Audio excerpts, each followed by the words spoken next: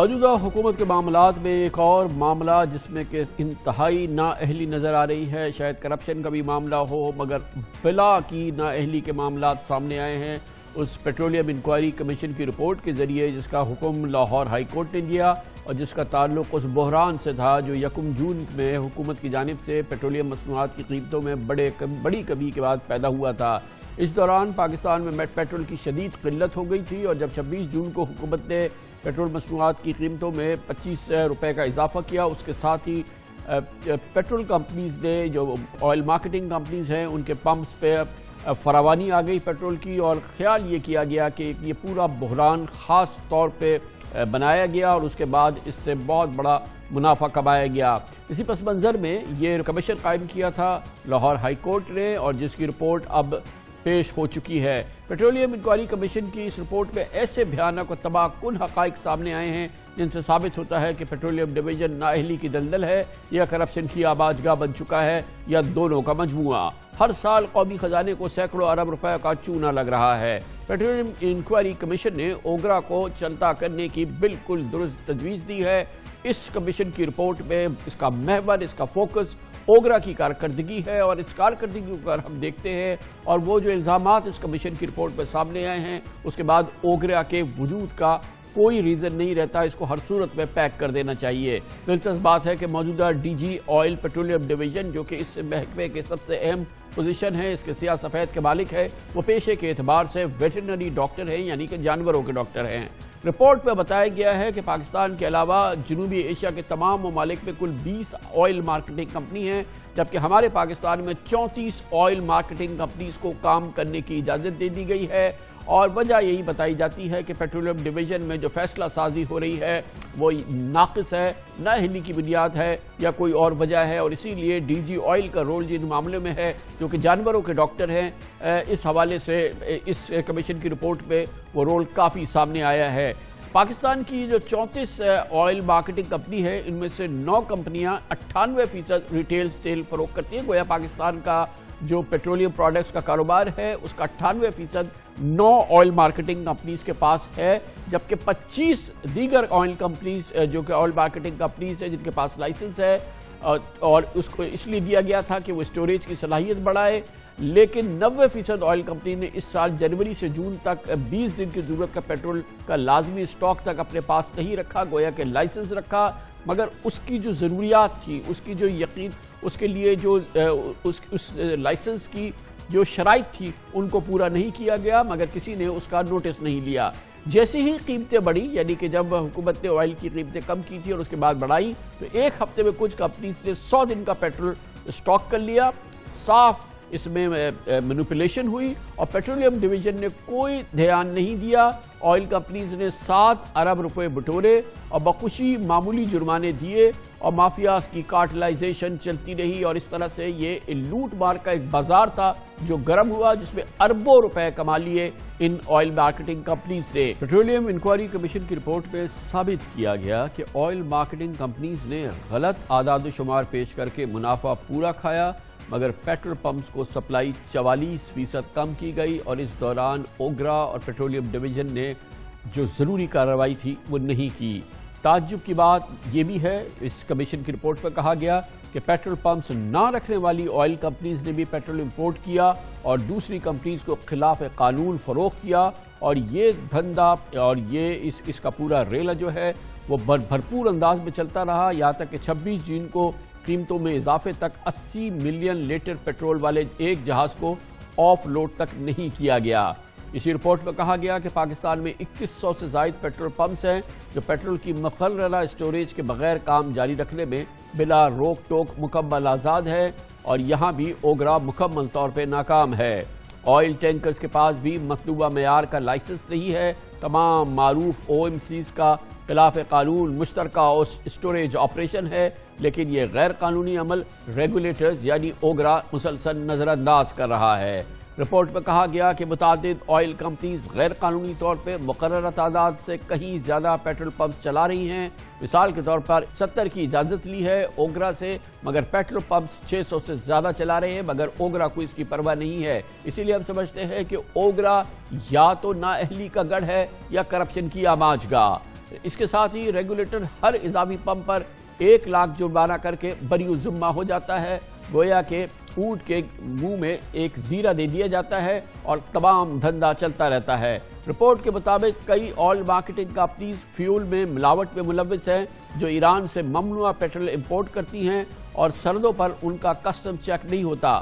وہ ایرانی تیل کی اسمگلنگ سے پیٹرولیم ٹیکس میں سالانہ 240 ارب روپے کا اس سے نقصان ہو رہا ہے پاکستان کے قومی خزانے کو۔ یہ جو اسمگلنگ کے معاملات چل رہے ہیں پیٹرولیم مصنوعات کے، خیال رہے کہ عالمی منڈی میں تیل کی قیمتوں میں کمی سے فائدہ، آئل سٹوریج میں اضافے، ایران سے پیٹرول کی اسمگلنگ اور پیٹرولیم بحران کے معاملات اور مسائل کی نشاندہی ہم اپنے کئی پروگرام میں کر چکے ہیں۔ عالمی منڈی میں اس وقت تیل قیمتوں میں تاریخی کمی ہو چکی ہے جو پاکستان کے لیے کسی لاٹری سے کم نہیں ہے۔ دیکھنا یہ ہے کہ وزیر اعظم عمران خان اور ان کی ٹیم اس شاندار موقع کو کیسے استعمال کر سکتے ہیں۔ بتائیے کیا تیاری کی ہے آپ نے اب اس نادر موقع سے فائدہ اٹھانے کے لیے؟ ایک تو یہ کہ ہم نے میریٹائم منسٹری کو کہا ہے کہ آپ ہمارے لیے کوئی فلوٹنگ سٹوریج کریٹ کریں۔ اس کو حل کرنے کے لیے ایک دوسرا طریقہ ہے ہمارے پاس اور وہ ہے آپشنز، کال آپشنز۔ کوئک ایکشن کرنا ہوتا ہے کہ اپرچونٹی آپ کے ہاتھ سے نہ نکل جائے تو، اور پھر یہ ہمیں اگر سٹوریج بنانا ہے، فلوٹنگ سٹوریج بنانا ہے، جو کچھ بھی کرنا ہے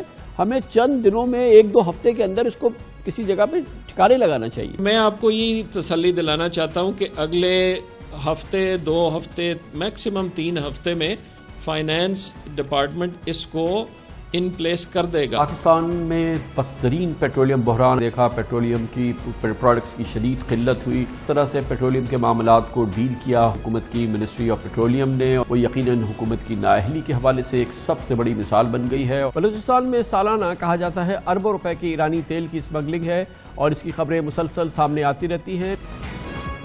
یہ اس پوری صورتحال پہ اب ہم بات کرتے ہیں، نیوٹرل ایکسپرٹ ویو لیں گے۔ پاکستان میں پیٹرولیم کے امور کو، آئل معاملات کو بہت اچھی طرح سے سمجھتے ہیں جناب جی ایس صابری، سابق سیکرٹری پیٹرولیم ہیں، ڈی جی آئل بھی رہ چکے ہیں۔ بہت بہت شکریہ صابری صاحب۔ یہ فرمائیے گا، آپ نے یقیناً بہت دلچسپی سے پیٹرولیم کمیشن رپورٹ دیکھی ہوگی، اس سے واضح طور پہ لگتا ہے کہ ہمارے ہاں جو یہ معاملات ریگولیٹر کی لیول پر اور پھر منسٹری کے لیول پہ بھی جس طرح سے ہینڈل کیے جا رہے ہیں، یہ ایک تباہی کا ماحول ہے بالکل۔ اور جیسے کہ یہ رپورٹ کہہ رہی ہے، یہ یا تو ایک نااہلی کا منبع ہے یا یہاں پہ بے پناہ کرپشن ہے، اوور سائٹ نہیں ہے، ٹرانسپیرنسی نہیں ہے اور کوئی پالیسی ڈائریکشن نہیں ہے۔ السلام علیکم کامران بھائی، بہت شکریہ۔ میں نے اس کو سرسری طور پہ ضرور دیکھا ہے، رپورٹ کو تفصیل سے نہیں پڑھ سکا، لیکن میں اس رپورٹ پہ کمنٹ کرنے سے پہلے میں یہ ایک چیز کہوں گا کہ یہ جو کمیشن کی ہے، میں آئی مسٹ کمپلیمنٹ دیم، انہوں نے بڑا زبردست اس پہ جو میں نے دیکھا کہ بہت زبردست کام کیا ہے انہوں نے، اور 4 مہینے میں اتنی بڑی رپورٹ، اور وہ بھی ٹیکنیکل قسم کی رپورٹ لکھنا اتنا آسان کام نہیں تھا۔ دیکھیے اوگرا کا بننا ہی غلط تھا۔ ہم اس وقت یہ اوگرا بنی جس طرح نیپراس بنے، یہ اس کے کنسیپٹ میں بنے تھے ورلڈ بینک اور ایشین ڈیولپمنٹ بینک کہ ہم پرائیویٹائز کرنا چاہتے تھے۔ تو وہ کہتے ہیں نا کوا چلا ہنس کی چال، اپنی چال بھی بھول گیا۔ ہم نے صرف یہ چیزیں جس طرح ہم نے تباہ کی ہیں، یہ فیسڈ وائز پیریڈ ہوا ہے۔ اور میں آپ کو بتاؤں کہ یہاں پہ ہم یہ کہا جا رہا ہے، اس رپورٹ میں میں نے ایک چیز پڑھی کہ جی کہ اوگرا کے پاس 137 افسر ہیں اور 106 سبارڈینیٹس ہیں۔ میں آپ کو یہاں بتاؤں کہ جو ڈی جی آئل کے پاس اس وقت جو ڈی جی آئل افیکٹو ہے جس وقت کام کرتا تھا، ایک ڈی جی آئل ہوتا تھا گریڈ 20 کا اور 3 اس کے ڈائریکٹرز ہوتے تھے اور باقی 10-12 سٹاف ہوتا تھا، but the monitoring was very effective.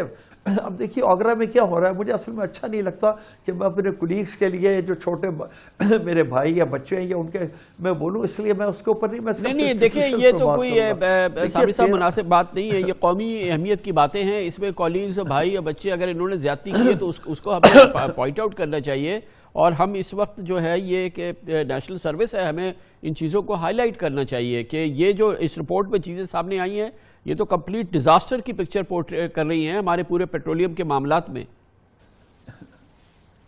نہیں، میں کامران بھائی چھپاؤں گا کوئی چیز نہیں۔ دیکھیے اوگرا کے 13 چیئرمینز میں سے 8 ایکٹنگ چیئرمین رہے ہیں. تو ہم کیا ایکسپیکٹ کرتے ہیں؟ ہم لوگوں نے انسٹیٹیوشن جس طرح کیا, ڈی جی آئل آپ نے کہہ دیا, اس سے زیادہ کیا.